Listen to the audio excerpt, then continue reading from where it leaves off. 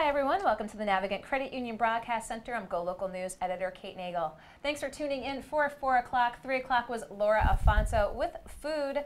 We've got news and politics for you now. I'd like to welcome my first guest, Jeff Mortimer, the Director of Investment Strategy for BNY Mellon. Thank you for coming in today. Sure, my pleasure. Well, I appreciate having the opportunity to have you here in studio as you're in Providence because you're usually Boston-based. So what brought you down today? I am doing some client events tonight at the University Club and looking forward to that, and wanted to stop in and say hello. Wanted to stop in, have you come in and give us a little sense of what you think as the market is going to do with this year's midterm elections. Here we are, it's August. We constantly see fluctuations in the press, mind you, but even the last couple days with what we've seen with Cohen and what we've seen with Manafort, you know, has the market, did they really take this into account, or, you know, are we seeing some sort of resiliency? Bring you a little closer. Sir, the market takes everything into account. The market is a discounting mechanism that is taking all current information and trying to figure out what impact that has on price. The good news for this is that the market already had some of this embedded in it. Okay. So even though you had the issues that came up yesterday after the close, you see that today's reaction was quite muted. I think we just recently closed in the markets. I think we were roughly flat. So in other words, the market had some indication that these verdicts are going to be handed down, potentially, and even the guilty plea. So the market's good at estimating and guesstimating. Okay. So, but it is new information, and it may turn, again, either red wave or blue wave is what the market is still trying to figure out. Okay. So you say pretty much that there's kind of rational actors. They kind of envision this coming, so there were no spikes or volatility with yesterday's. And I would even go so far as the market has already discounted the most likely outcome of the midterm elections, which is that, in my opinion, and what I've read by other strategists within the marketplace itself, is that the market is already discounting that the Democrats take the House and that the Republicans hold the Senate. Okay. So if to talk existentially, if that were to happen in the future, the market wouldn't react at all. So think about that. It's already been embedded in price. If something different from that happens, I think you'll get a much broader market reaction. And I've written about this in the past. If Republicans were to hold the House, markets may rally because maybe more stimulus comes. If the Democrats were to take both the House and the Senate, perhaps the market retreats a bit as impeachment talks and other things may come to the forefront. So you had posted an article several weeks ago talking about historically going into elections and presidents. And one of the more interesting facets is historically how presidents start their administrations. Historically look to inflict a little fiscal pain. This is not what we've seen with this administration. That is right. Trump has front-end loaded his presidency. Certainly. Wait, is the fiscal pain to come? That's possible, right? Who knows? It is interesting where presidential cycles, most often the midterm election, the second year of the presidential cycle is the weakest, and the summer before the midterms is even seasonally a very weak period. So you sort of come out of that basement and you move up into, you know, a very good year in the third cycle, a third year of the presidential cycle. Trump has sort of stood that on its ear by injecting fiscal stimulus into the equation at the end of his first year, December 22nd. And markets are sort of off to the races. So we'll have to see how long that holds, how long that persists, or if he's got something else up his sleeve, potentially infrastructure build or something like that. And so we're talking domestically here. Let's talk about the role of sort of international politics, if you will, not just you know, from an IR perspective, but you know, the tariffs. I mean, how much does what Trump tweet and what Trump direct really have an impact, and what do you anticipate? So tariffs certainly would have a biting impact on markets if markets believed that they would be permanently inflicted. We have to remember that the tax reform of late last year, 2017, introduced some $800 billion or so of stimulus into our economy. The tariffs so far, if everything sort of announced were to take place, would take back about $120 billion of that in tariffs. So you're still at an 8-to-1 ratio of stimulus to tariff.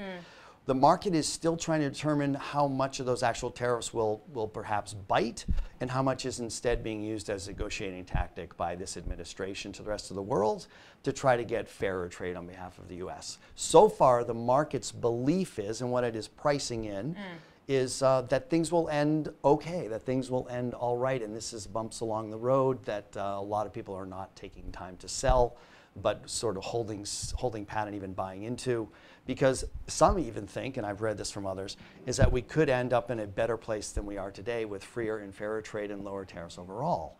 So the market really is trying to figure out all those things all at the same time. Well, as we're trying to figure out the direction of the administration of President Donald Trump, we actually had the head of the Rhode Island Center for Freedom and Prosperity in here not too long ago when the second quarter results were made public. And I asked him, well, if you're such a free market guy, what do you think of a president who is engaging in such a tariff warfare? But to hit the nail on the head, it's mostly politics to try to keep some of our allies and others in line, if you will, and as you said, you think the markets have responded accordingly. So let's just back it up a little bit here, and I know you say that the market's anticipating potentially what happens in the midterms, and even knowing or anticipating what happened yesterday with Cohen and Manafort, but just that sort of looming, the Democrats, what they're harping on too, could this be the slippery slope down to impeachment?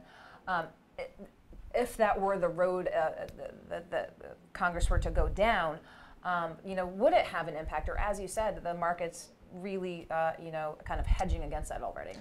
Awfully tough to impeach. Again, it's very difficult to impeach any president.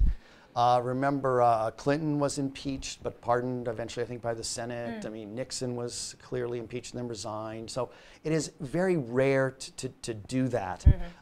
Markets are certainly not pricing that in. It would be interesting if he were impeached, who would take his place? Perhaps Pence takes his place, and perhaps it's seen by the market as a softer Trump, and the market could even rally on that news, right? So it's very, very interesting to think about, what does it mean and how would it end, which markets are constantly trying to do. And although that would be initially, I think, political instability, I don't think it then means that we enter recession and the economy, goes in the hopper. I think markets are rational. Markets thrive on profits and the multiples that they pay for those profits.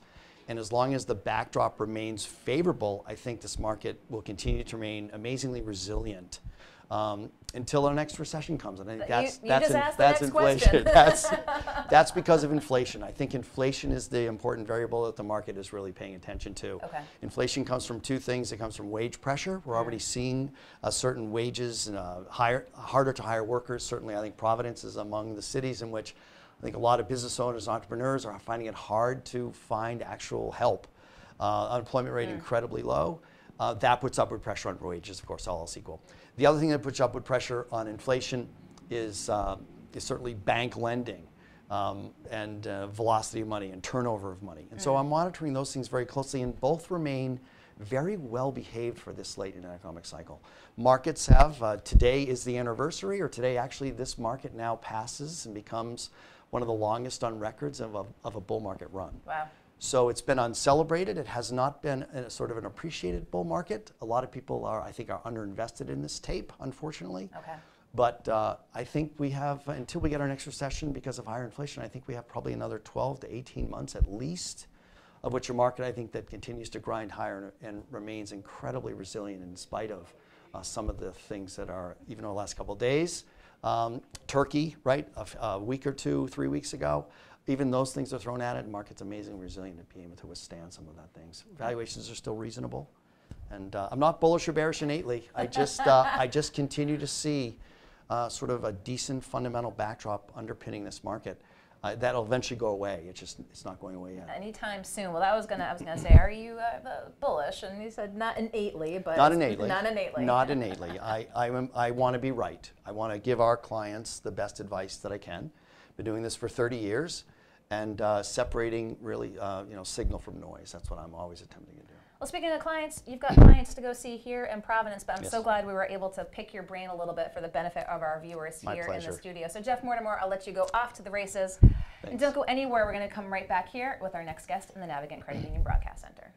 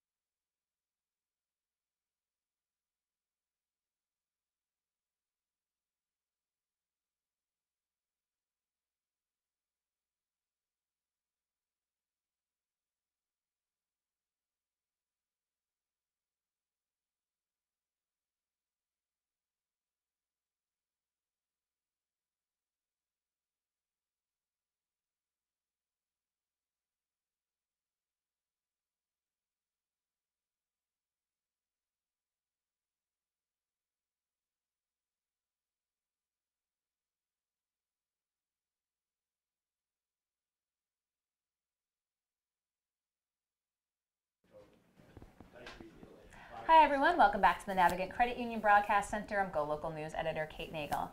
I'd like to welcome in a regular, our next guest, Robin Garceau with Robin Garceau Interiors. Thank you for joining us today. You're welcome. I appreciate it because we're always tackling different aspects of interiors, and today we're going to talk floor plans. Yes. And floor plans, both existing homes and new homes, when you think about furniture and design.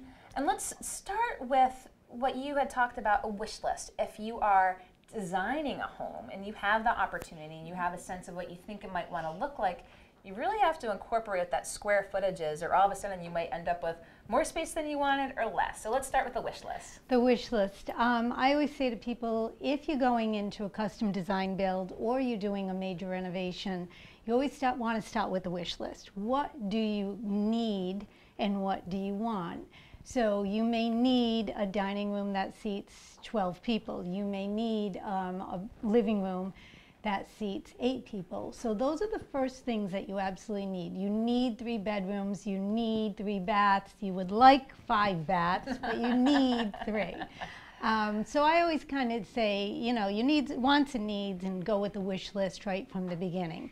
Because all of those bathrooms and everything, it eats up a lot of square footage. You really don't realize how much square footage you really need once you start counting these up. And you talk about needs too, because you know you might think bigger is always better, but if you're talking about how many people you anticipate having, and you know the average day-to-day versus perhaps having holidays might be different, but incorporating both of those, because sometimes maybe a big space can seem cavernous if you're not utilizing it to its fullest extent. Yeah, it's so true. I'm working with a client right now, and you know, she's doing our kitchen, and I'm like, but it's really just 2 of you. So how big of a space do you need? Because maybe the kitchen we kind of reduce a little bit and maybe open up your other area a little bit more to give you more seating in your living room. So people are just used to stuff. And when you really look at what you use on a day-to-day basis versus what you actually, you know, need to have or what you think you need to have, it's really not, it's nowhere near what you really need. So it depends on where you want to use your square footage. If you want to use more square footage in your family room, use it there and reduce it in your kitchen or reduce it in the bathroom, number of bathrooms, that kind of thing. And are you still seeing open floor plans still being, or is that trend, are we seeing the kind of the pendulum swinging back again? Yes and no. People still do like the idea of open floor plans, but one of the spaces I'm working on now, they're coming from you know, an area where they have real rooms. They have a dining room, they have a living room, and they want an open floor plan, but they feel like it's, again, just too cavernous for them. So it's just overwhelming. So we add a little wall here and a little wall there, and we kind of bump out the dining room. So yes, it's open, but they still have some rooms and a little bit of spatial awareness, so it doesn't seem like, okay, it's this wide open space and you have no wall space and you have nothing, you know, your furniture kind of just floats everywhere. So there are ways of mixing a nice open with a little coziness as well. And so one thing, whether you're doing a custom design build or you have an existing property that you're working with, that you say, especially with floor plans, is just to be cognizant of the room sizes. And we're talking specifically square footage, because when you're thinking about furniture, you really need to know that number. Yeah. When you're building, or even when you're adding on, you know, you can be up to 4,500 square feet like this. I mean, you can say, oh, I want 4 bedrooms, I want 3.5 bathrooms, and I want a big living room. And before you know it, you literally are close to 5,000 square feet. So I've been in that situation too, where we're like, okay, we have to drop it down a little bit. We have to drop it down. Most people, if you're sitting in your room, you have no idea how big that room is that you're sitting in. Is it 12 by 12? Is it 15 by 15? Is it 22 by 22? So for me, when you're building, or even if you're contemplating building, for me, I'd say, you know what? Look around you and get out the measuring tape. There's a great little device. It's a digital measuring tape, and it shoots a laser beam. You put it on one wall, and it shoots a laser beam over. You get it. You get the length, and then you get the width, and it'll give you a much better awareness of square footage. And something that to think about too with floor plans that you had brought up. If you're thinking of the living room, oftentimes the centerpiece, whether it's a family room or a living room, is the TV and that wall space and where you anticipate having it. And if there's a fireplace, so let's talk about, traditionally where things have been and what to think about in terms of, especially in that family living room area, because if you don't get it quite right, certainly I'm sure you've seen plenty of examples of folks really trying to put that square peg in the round hole. Again, one of the projects I'm working on, we dealt with just that.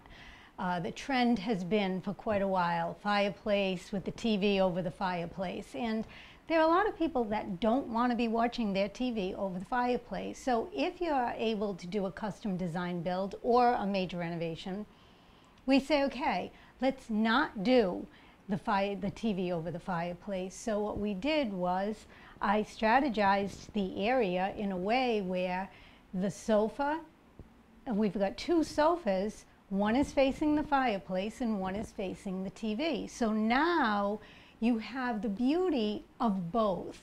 And you're not looking up at the TV over the fireplace, and it's a comfortable situation, but we planned it that way. So is it sofa, fireplace, TV? Nope, it's the sofas are perpendicular. Okay. The sofas are perpendicular to each other. So if you're sitting in your sofa here, you're facing the TV. If you're sitting in the sofa there, you're facing that. I'm sorry, the TV and the fireplace. So it's done in a way where it's like an L shape, where you get the best worlds. Best of all right. worlds, yeah. So, but that takes careful planning because you've got to say, okay, we need wall space for the TV. Where are we going to put the window? Where's the door going? Where's the fireplace going to be? That kind of thing. It's really, you have to be very, very meticulous with your planning strategy there.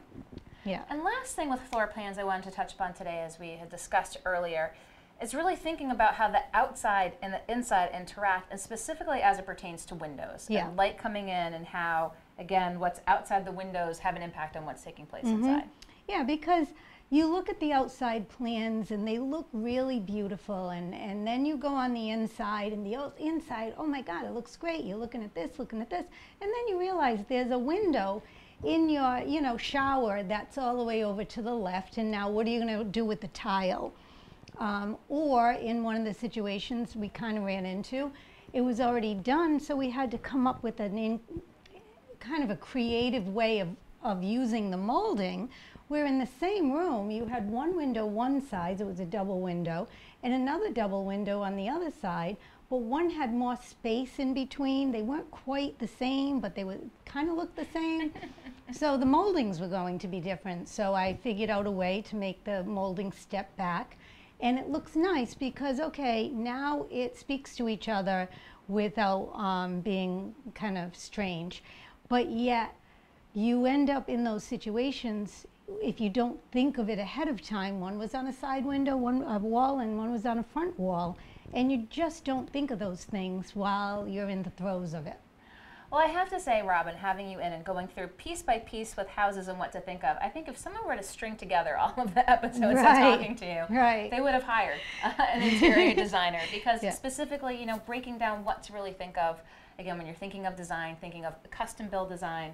As always, it's a pleasure being able to pick your brain, especially for folks who are considering design in their home. So, Robin Garceau, I appreciate your taking the time to come in today. Thank you, Kate. I'll see you again soon. Anywhere, we're going to be right back here in the Navigant Credit Union Broadcast Center.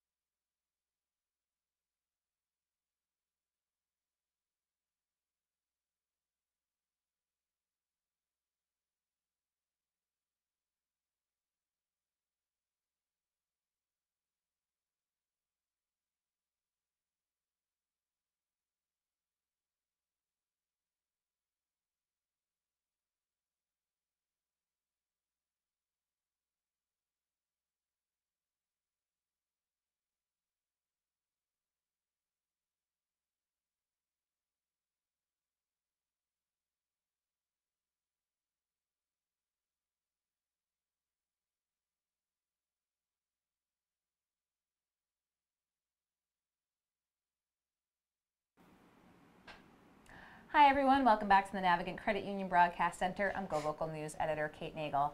Thanks for tuning in for the 4 o'clock Wednesday News and Politics Show. 3 o'clock was Laura Afonso talking food. We kick off today talking with Jeff Mortimer, the Director of Investment Strategy at BNY Mellon. And he said he's not inherently bullish or bearish, and people keep having whispers of the big R word. He's right. You know what J.B. Morgan said, the famous line, the kid asked him, what will the stock market do? And he said, my boy, it will fluctuate. No one knows. There are too many variables. You can make a wild guess as to when the next recession is going to happen, next stock market crash. There are just too many things in man and nature that could happen. And it's interesting too how we talked about the market anticipating. Yesterday we saw some major shakeups in D.C. both with Trump's lawyer and of course Paul Manafort in New York, right? In New York, and he Fixer in New York and Manafort. He said the market sort of barely budged. Perhaps I think anticipated. Yeah, I think they're anticipating this stuff. My hunch is the markets are probably anticipating that Trump will not serve out his term. My guess is he'll probably end up resigning. There'll just be sort of critical mass. I doubt if it'll be impeached. I think he'll resign. Well, did you anticipate, especially both happening yesterday at the same time? No, the timing, which I'm told is totally coincidental, which is sort of hard to believe, because this news announcements were made within, 20 minutes of each other, something like that. So I found that staggering. I did think for a while, and I feared that Manafort might get off because it's such a complicated case. Well, you saw that the jury couldn't come to agreement on a number of accounts. Thousands of pages of documents. What do they have, 37 witnesses? This stuff is really tough. White-collar crime is just brutal. And, Cohen is actually easier because A, Cohen is stupider than Manafort, and B, the number of crimes he was committing seems to have been somewhat fewer than Manafort. Even though the most interesting, the most telling thing, of course, of what Lonnie Davis, now who used to work for the Clintons, that he said that Cohen is willing to talk about Russia collusion.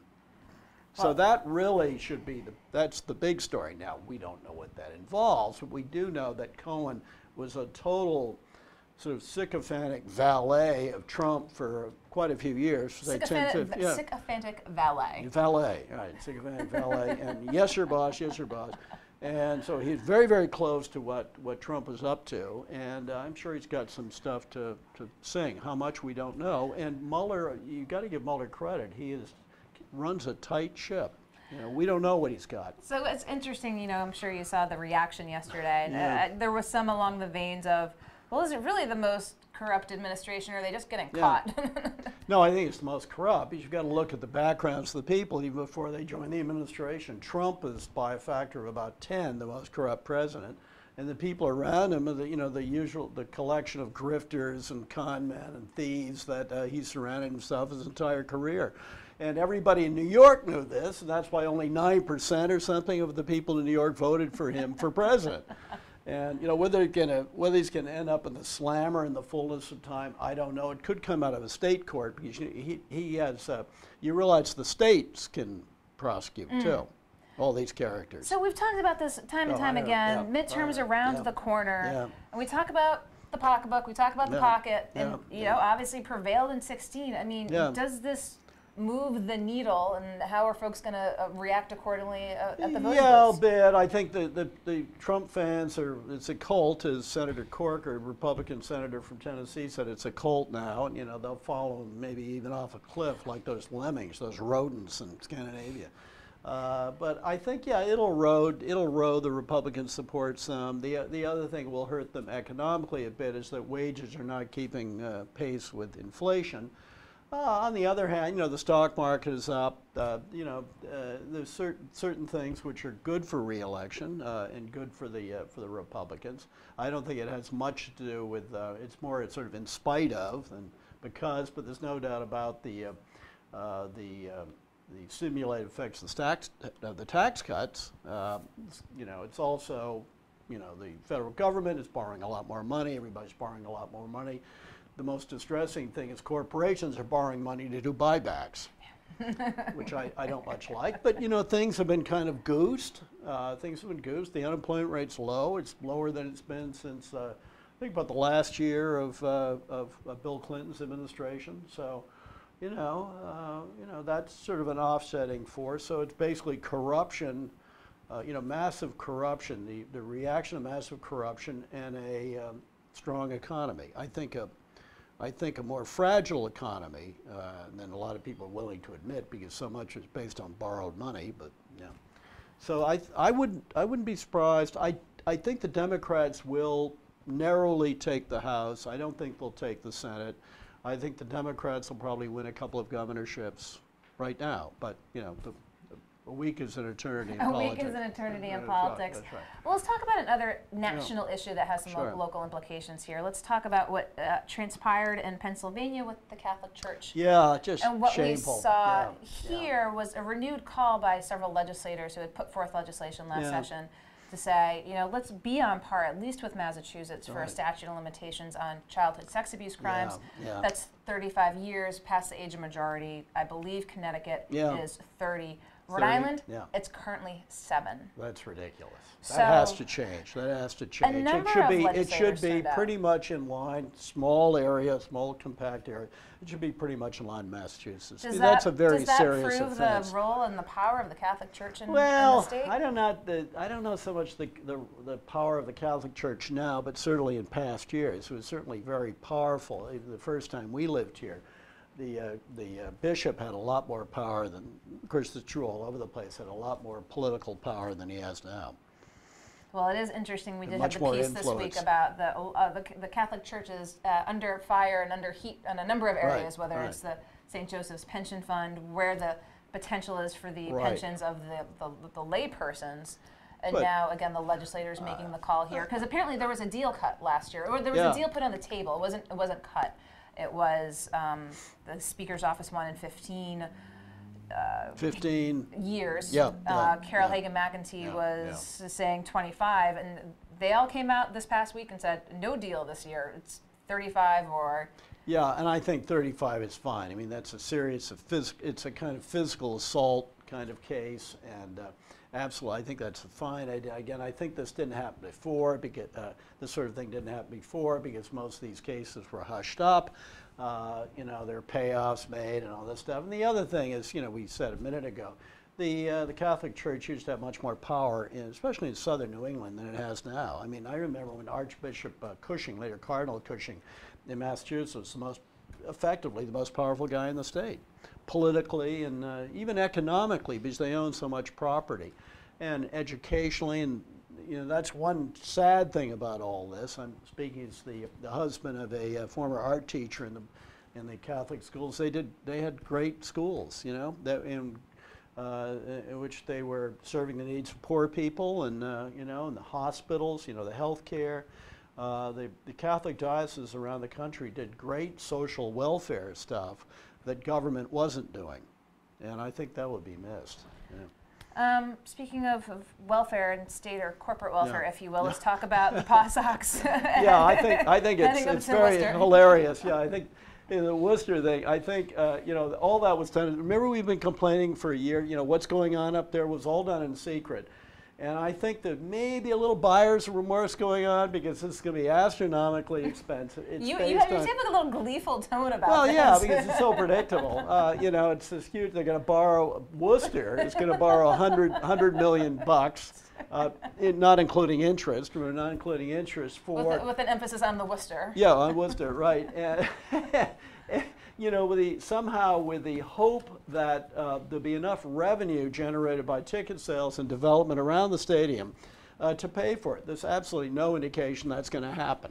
As our colleague Josh Fenton has said, and it's been said by many, many economists, it doesn't make any sense. The ticket sales are falling at minor league teams. Even major league teams are having problems. And the other thing is sort of economic cycle-ish. The stadium is supposed to open in 2021, right? You were up there the other 2021. When will, my guess, I know we don't know, but there's certainly a good chance we'll be in a deep recession then.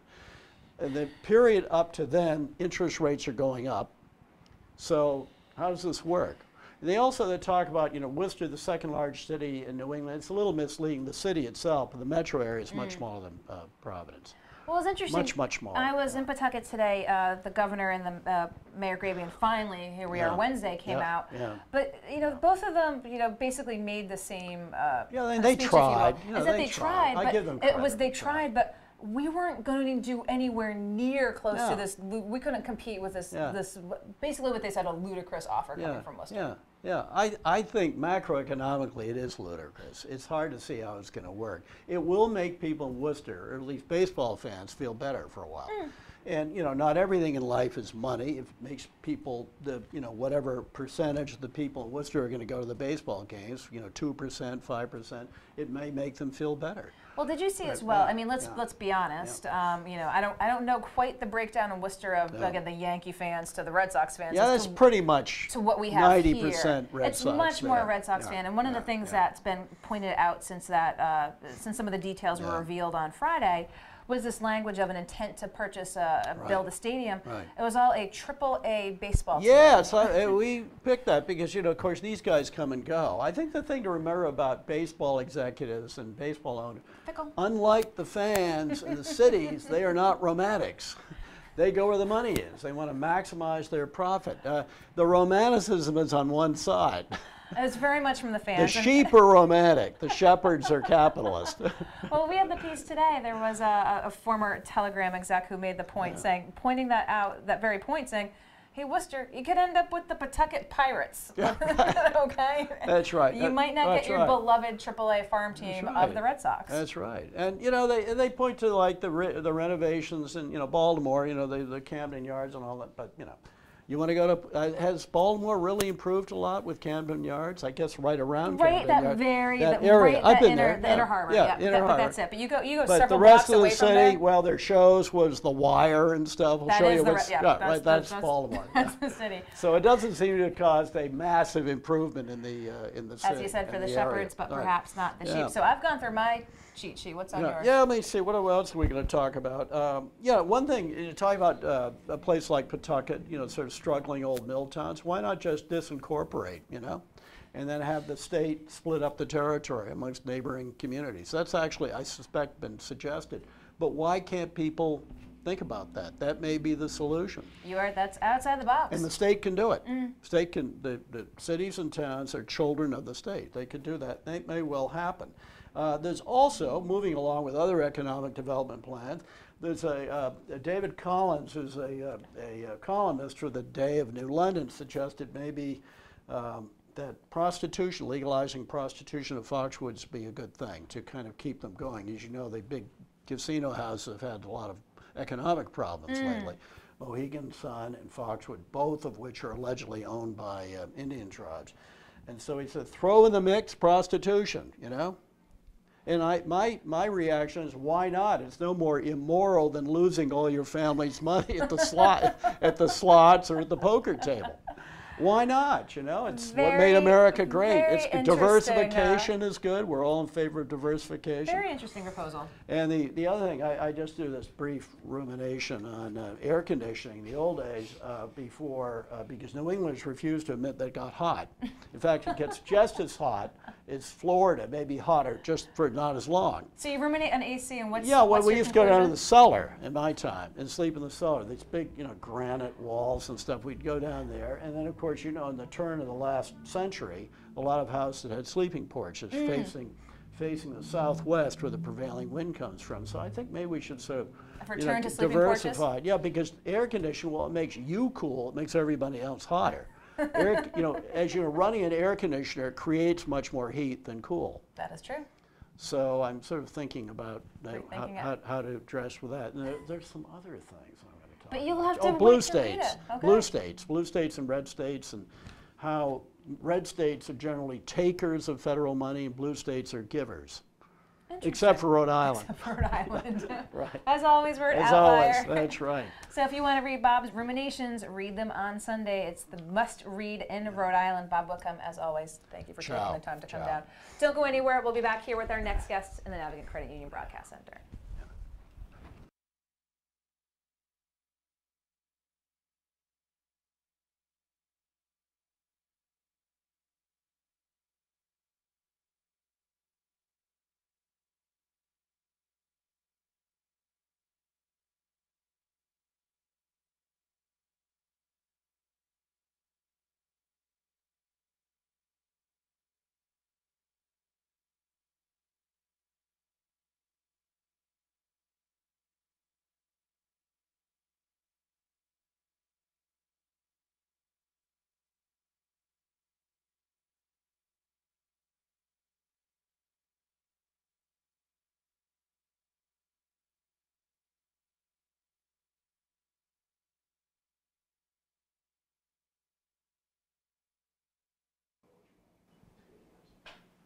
Hi everyone, welcome back to the Navigate Credit Union Broadcast Center. I'm GoLocal News Editor Kate Nagel.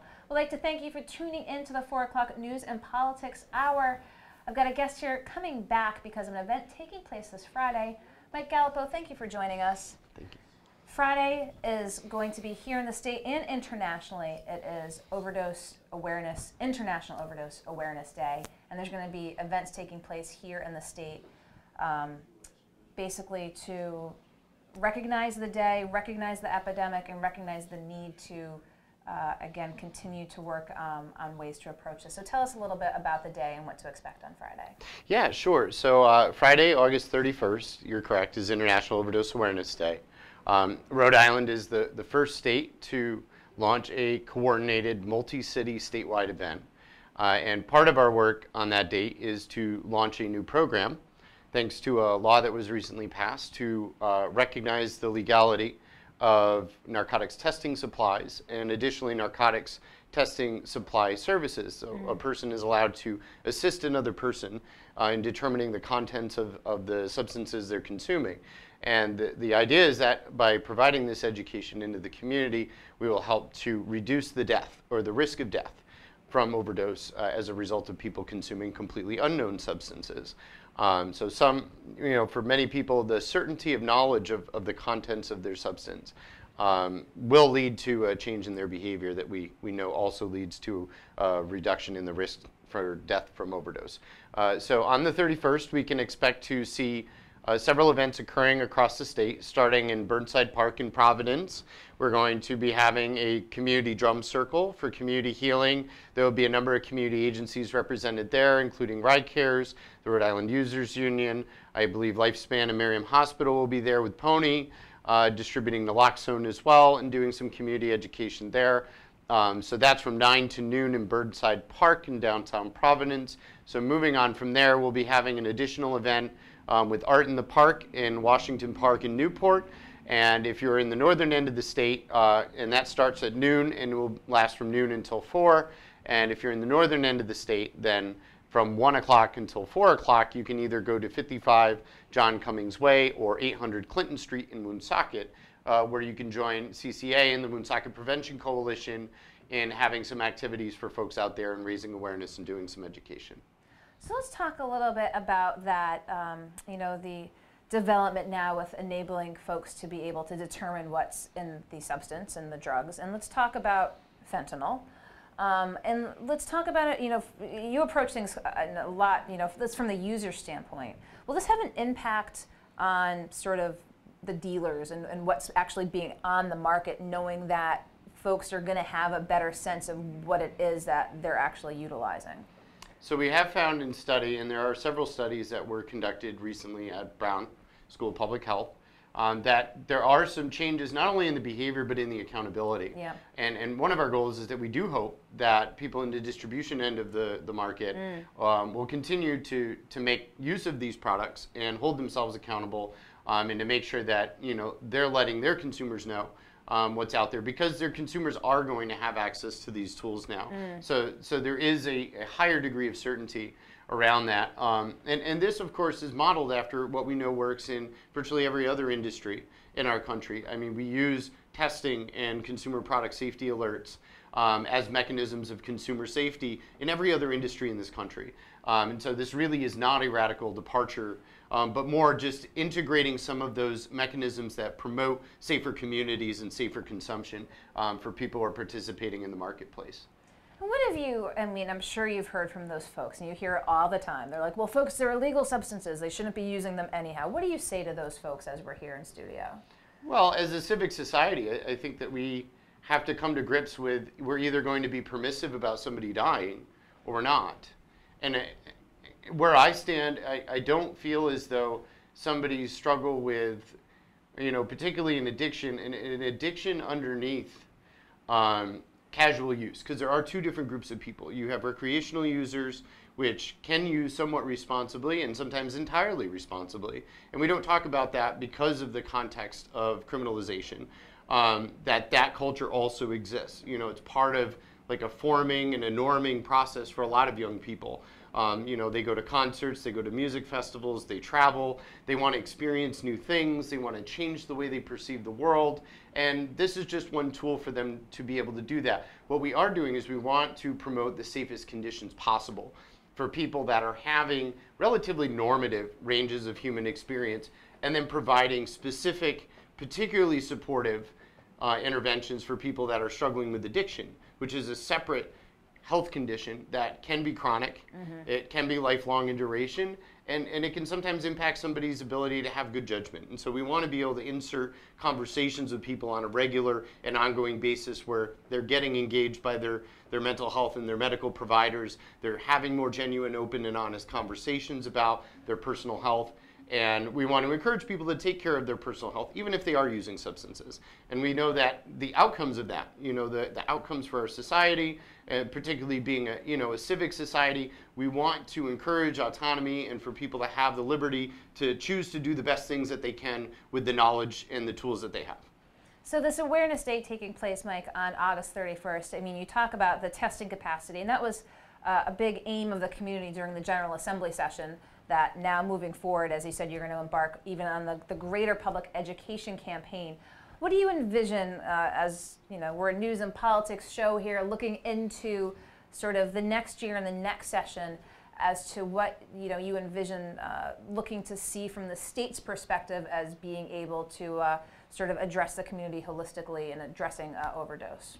So I think that the governor's office has done a number of things that are really promising that we're looking forward to in the next year. We do have some funding that's coming down the pipeline, and part of that has been allocated to employment services and emphasizing, community reintegration for employment. We know that, there's a very strong body of evidence around people having access to meaningful employment and having a life's purpose, which is a cornerstone of a person's successful recovery.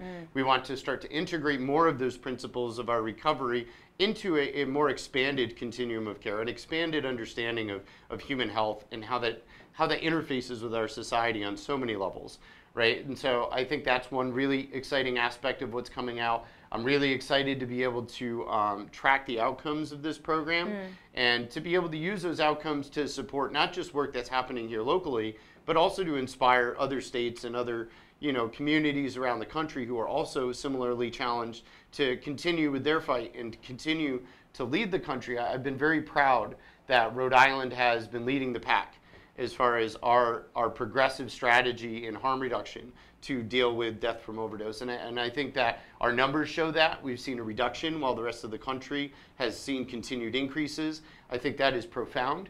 Even if we had seen a flat line, that would have been a drastic improvement when compared to the rest of the group. And so I really want to encourage people to continue to challenge their historic assumptions about addiction and substances, and just to be open to new ideas and new ways of dealing with this that hopefully will end the epidemic and continue to save human lives and improve the quality of our living experience for all Americans living in the country. Well, again, this day on August 31st, a Friday, again, International Overdose Awareness Day. And as you said, numbers in Rhode Island, not just flatlined, have gone down, talking about programs and approaches here in the state. But it will be a day to bring attention to the issue. We'll have links to what's taking place that day as well. But I really appreciate your taking the time to come in here and talk with viewers. Mike Gallipo, thank you so much. Don't go anywhere. We'll be back to wrap up here in the Navigant Credit Union Broadcast Center in just 1 minute.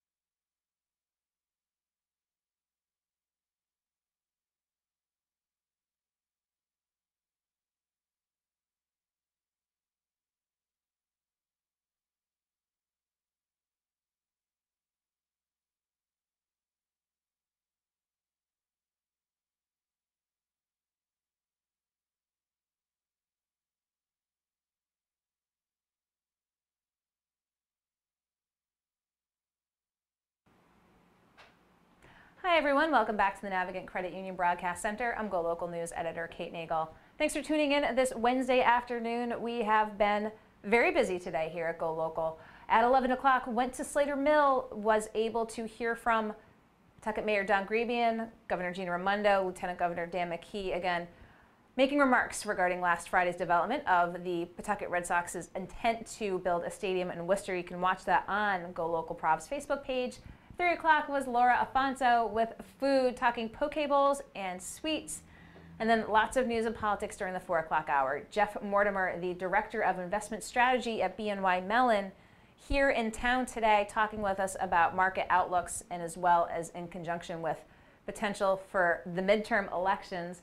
Robin Garceau with Robin Garceau Interiors, as she does, breaks down interior design into small bites, talked about floor plans, whether you're building a custom design build or working with an existing home, how to incorporate the size and scope of floor plans. Bob Whitcomb, GoLocal columnist, came in, talked about current events, talked a little bit about the Catholic Church nationally, here locally, of course, the Pawtucket Red Sox and what he is going to be writing about this coming Sunday. And Mike Gallipo to talk about International Overdose Awareness Day taking place on August 31st. What he says have been strides made by the state, what they're looking to raise awareness for moving forward, and what we can expect in the next year. So thanks for tuning in. Of course, be sure to check out GoLocalProv.com and GoLocalProv on Facebook throughout the evening. We'll be back here in studio tomorrow on Thursday. I'm GoLocal News editor Kate Nagel.